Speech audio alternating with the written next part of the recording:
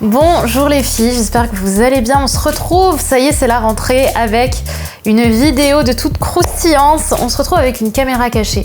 Une caméra cachée que j'ai décidé de vous faire pour vous montrer des interactions réelles en direct dans lesquelles j'aborde des hommes dans la rue et où je crée un début de sexualisation parce que je les ai trouvés beaux ou parce qu'ils avaient quelque chose chez eux que j'ai trouvé attirant.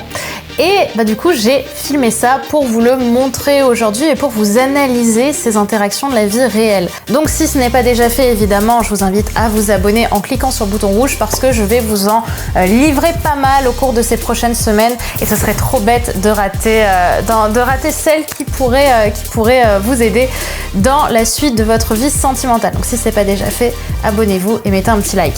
Maintenant, on va pouvoir rentrer dans le sujet et on va voir ensemble une caméra cachée où j'aborde un homme dans la rue. Vous allez voir, il y a plein de choses à dire. Je vais vous commenter ça, vous analyser ça et on commence tout de suite. Faut bien que tu comprennes quelque chose. La seule chose aujourd'hui qui te sépare de tes rêves, c'est tes peurs. Le travail paie toujours. Ton ambition sera toujours plus forte que tes peurs. La séduction, c'est pas un physique. La séduction, c'est un mindset. Je m'appelle Brenda Boukris. Et tout ça, je vais faire en sorte de te l'apprendre.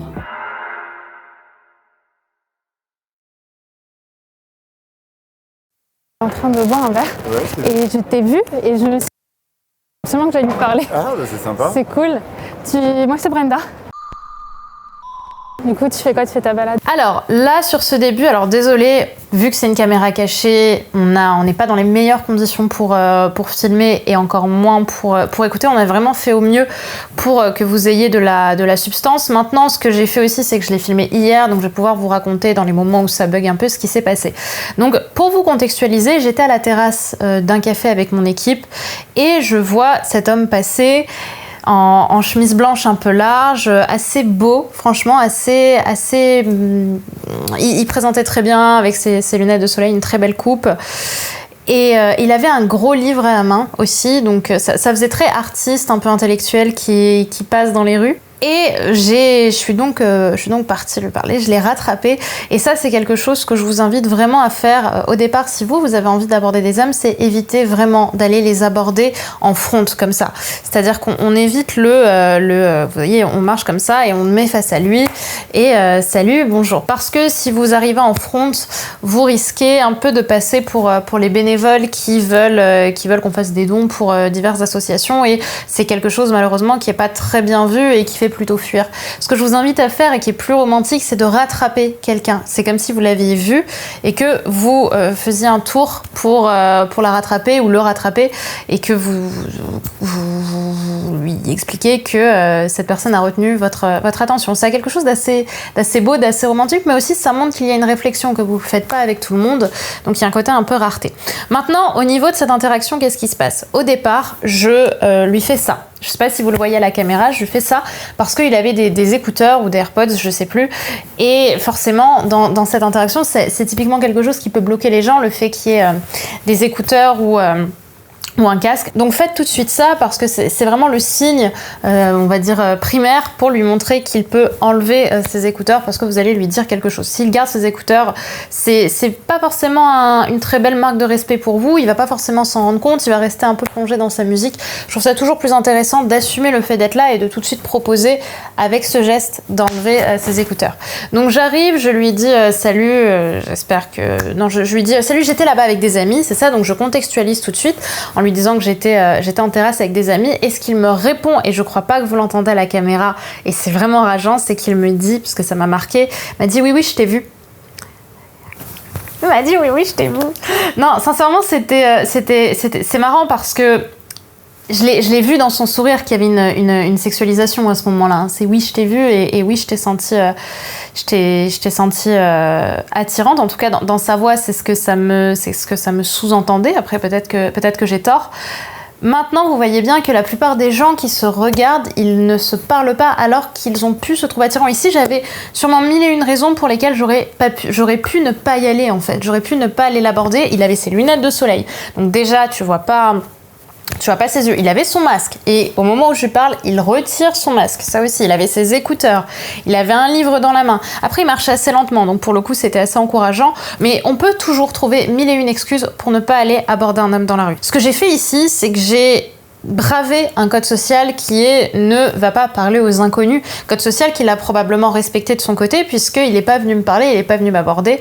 Donc ça montre bien que parfois l'occasion, le fait de se créer des occasions, ça permet de rapprocher les gens. Et il n'y a pas que Happen qui vous permet de revoir des gens que vous avez croisés dans la rue. Au contraire.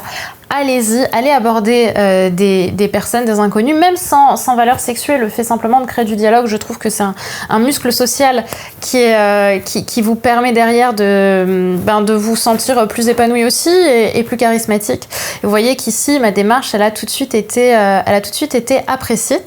Et derrière, je me présente, je lui dis tout de suite, moi c'est Brenda. Pourquoi ? Parce que le but ici, c'est de passer de inconnu à connaissance. J'essaie en fait de mettre un tampon de je ne suis pas une dangereuse personne ou je ne suis pas un inconnu à qui tu ne dois pas parler. J'apporte tout de suite de l'humanité. C'est important chez les hommes, c'est encore plus important si vous abordez des femmes. Parce que y a beaucoup plus de méfiance chez la femme en général quand un homme vient lui parler que l'inverse. Donc c'est toujours bien tout de suite de présenter, de casser le moule de l'inconnu. Donc voilà un petit peu pour ce départ. Gaëtan, du coup tu fais quoi? Tu fais ta balade? Oui, et il me répond tout de suite son prénom. Okay. Tu fais quoi plus tard? Plus tard, je travaille aujourd'hui, mais dans l'ensemble, moi je vis pas loin donc. Ah, tu es juste à côté? Prenons-nous un petit verre. Moi, j'habite pas trop loin non plus. Grave. On nous balader au bord de la Seine. Là, je m'y attendais pas du tout. Là, il a saisi l'occasion. C'était assez impressionnant. Pour le coup, ça m'était jamais arrivé que ça aille aussi vite. C'était un homme très sympathique. Je sentais que c'était pas tout de suite viens, on va chez moi. Enfin, je l'ai pas du tout analysé comme ça. Je l'ai trouvé très respectueux. Et tout de suite, il a repris le lead en fait. C'est assez impressionnant, vous allez le voir dans les caméras cachées qui vont sortir. Les hommes reprennent en général le lead tout de suite. Et c'est juste super agréable à entendre, c'est super agréable à nous aussi à expérimenter. Et tout de suite, il me propose une balade sur les bords de Seine, il me propose qu'on se revoie. Et je pense qu'en faisant ça, donc soit première possibilité, il voulait vraiment tout de suite sexualiser très vite, soit deuxième possibilité qui me semble peut-être un peu plus cohérente, il a validé le fait que j'ai fait le nécessaire pour créer cette sexualisation et lui tout de suite il reprend son lead masculin en me facilitant la prochaine rencontre en me proposant tout de suite quelque chose. Je crois au départ qu'il voulait qu'on se revoie tout de suite, chose que j'aurais peut-être pas faite. Alors c'est toujours bien d'avoir des rendez-vous instantanés, là j'en avais pas forcément l'envie. En tout cas je me sentais pas assez en confort non plus avec lui parce qu'on venait vraiment à peine de s'échanger 2 mots pour faire un rendez-vous instantané. Maintenant vous voyez que l'attention est noble quand même. Je veux dire le mec était prêt à prendre un bout de son temps pour prendre un verre de 5 minutes avec une personne qu'il connaît à peine, à qui il a échangé 2 mots. Mais je pense vraiment qu'il a apprécié, il a été séduit par l'interaction, le fait que j'ose en fait aller lui parler dans ma condition sociale de femme qui en général ne va pas parler à des hommes dans la rue. Donc c'est assez séduisant en fait d'avoir une femme, je pense pour beaucoup d'hommes, qui ose braver les codes sociaux, surtout dans son style qui était assez artiste, assez artiste, assez bohème. Donc il y avait, je pense que le courage que ça m'a demandé l'a pas mal séduit. Ouais, carrément.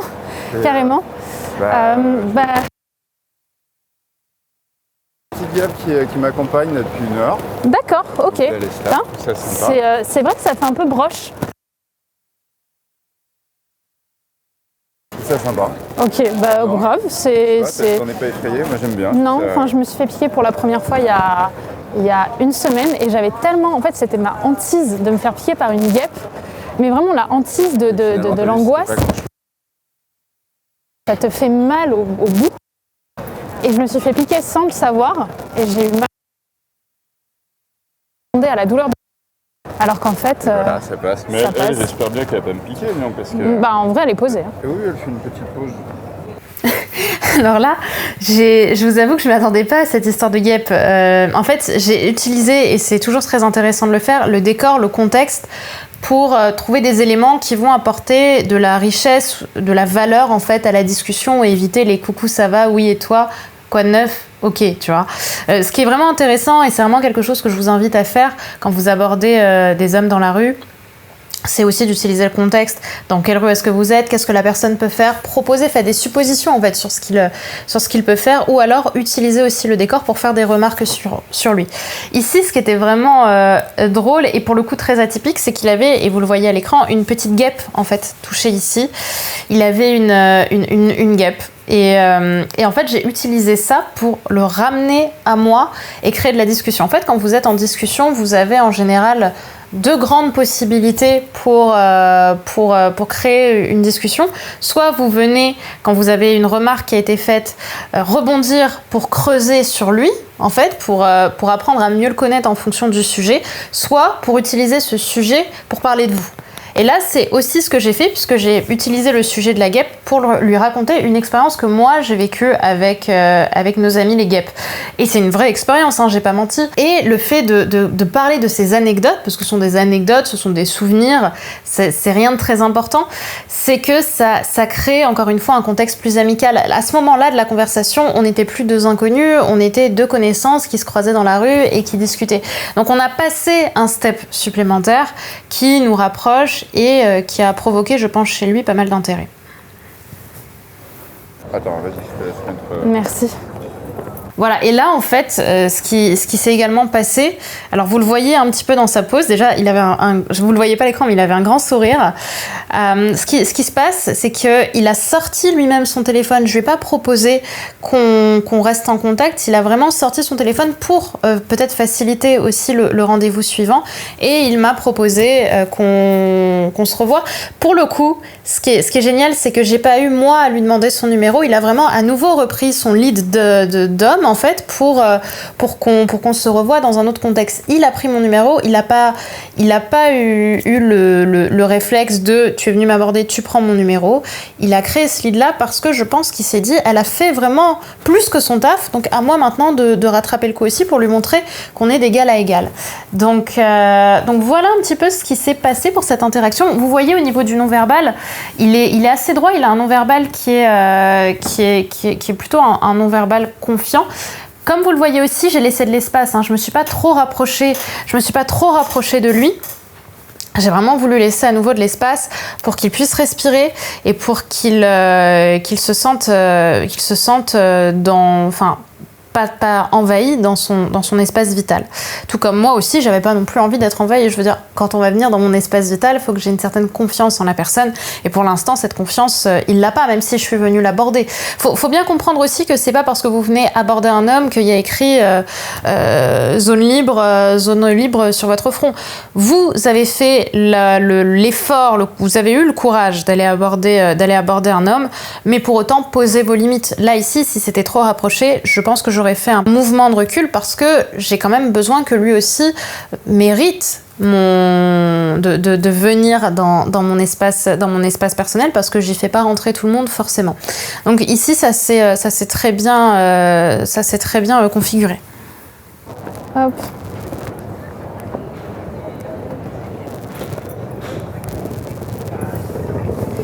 T'habites dans quel coin?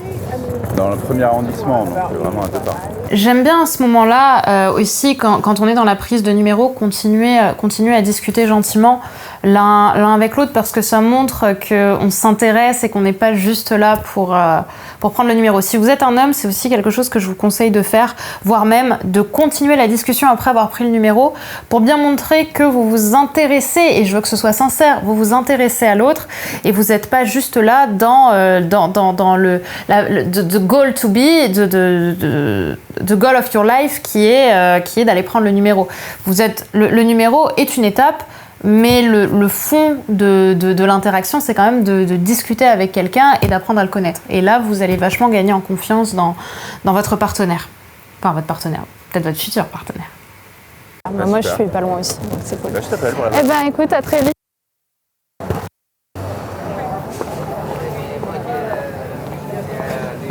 Voilà un petit peu pour cette interaction. Vous voyez qu'encore une fois, il a dit, bah écoute, je t'appelle.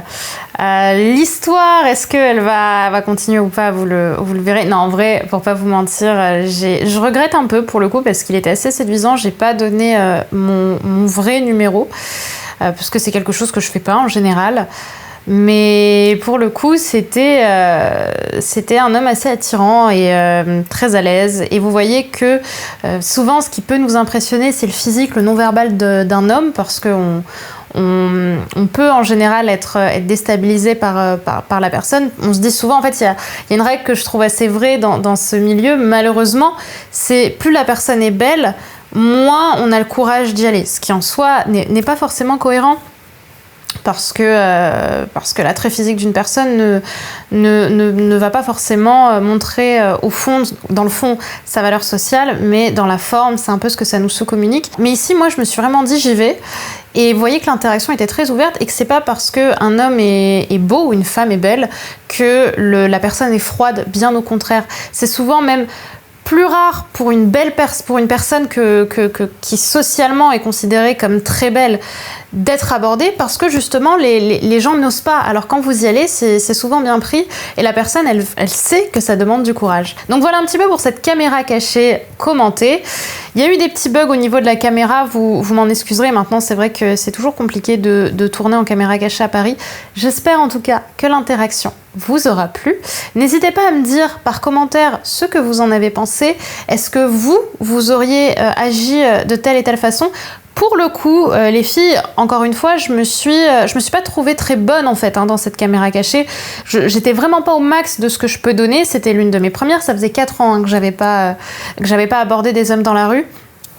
Je m'étais pas non plus entraînée. On y retournait avec Romain, mon vidéaste, et on s'est juste dit allez on y va. Et en fait, ça faisait 4 ans que j'avais pas abordé.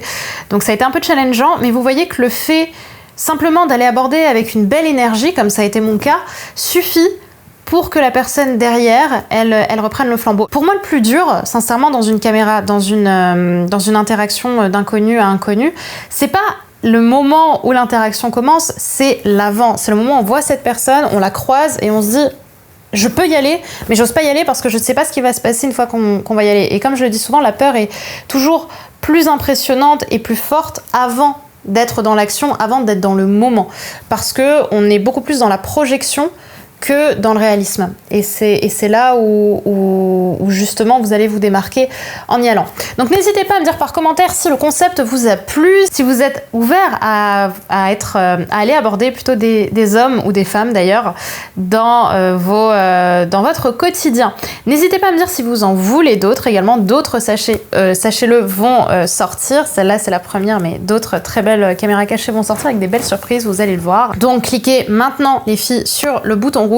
Et également, si ce n'est pas déjà fait, je vous invite à découvrir votre semaine de coaching offerte à mes côtés pour vous aider à surmonter vos peurs, à surmonter vos croyances, vos blessures que vous pouvez avoir, parce que je vous offre en ce moment une semaine de coaching à mes côtés via des masterclass que vous allez recevoir tous les jours pendant 7 jours. Et le lien pour ça, il est en description. C'est vraiment un travail de fond qu'on va faire. Ce travail de fond qui m'a aussi permis aujourd'hui d'avoir le courage, le charisme, la confiance, l'ambition que j'ai. Et aujourd'hui, j'ai envie de vous les transmettre, j'ai envie de vous les partager. Donc je vous invite à télécharger, à découvrir cette semaine de coaching offerte à mes côtés, puisque je vais vous donner des secrets et des clés que je donne pas sur YouTube. Donc je vous dis à tout de suite pour cette semaine de coaching et également à tout de suite dans les commentaires. À très vite les filles. Bye bye.